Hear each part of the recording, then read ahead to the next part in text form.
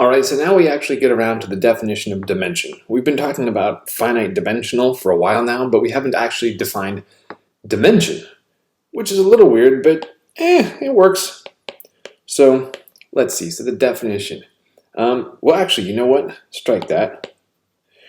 Before we do the definition, we're actually going to do a theorem to prove that the definition is okay.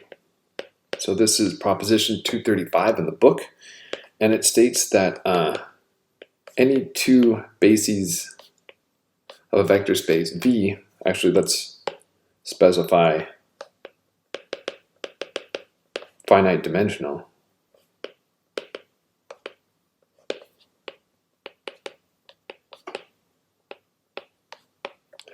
have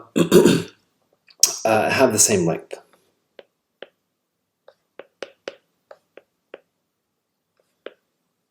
As usual, when you get into infinite dimensional stuff, things get a little more complicated. So, let's see. The proof is that suppose we let B1 and B2 both be bases of V. All right. So now the thing is, we know that a basis is going to be independent and a spanning set. So if we apply those and say, okay, so B1 is independent,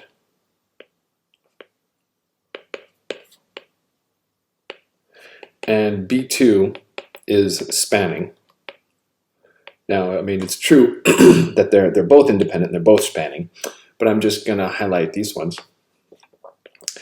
because we have this theorem that the length of an independent set is always less than or equal to the length of a spanning set. So we can apply that with B1 and B2 respectively. And that's 223. Okay, and then you can just do the same thing the other way around.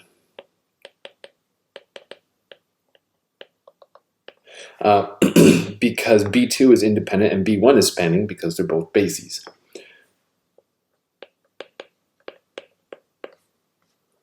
Oh, whoops. B2.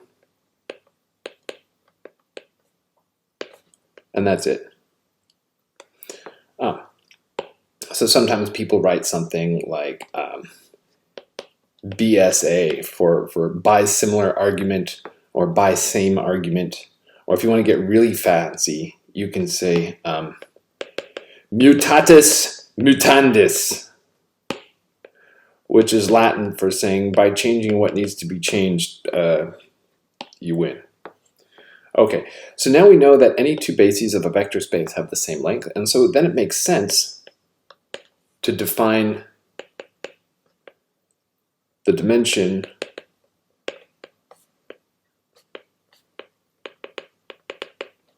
of a finite dimensional vector space as the length of any basis.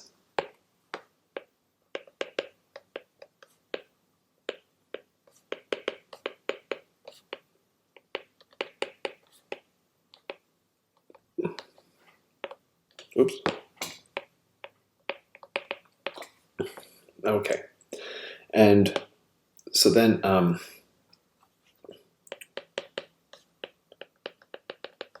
if V1 through Vn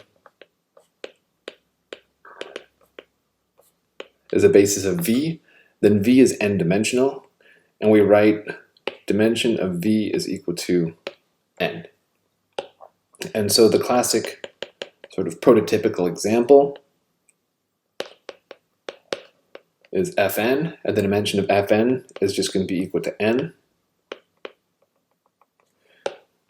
because we have the standard basis.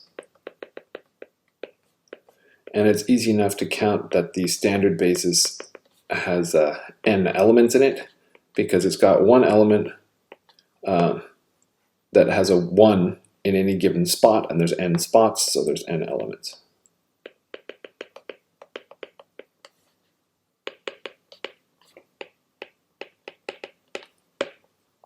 And then the other sort of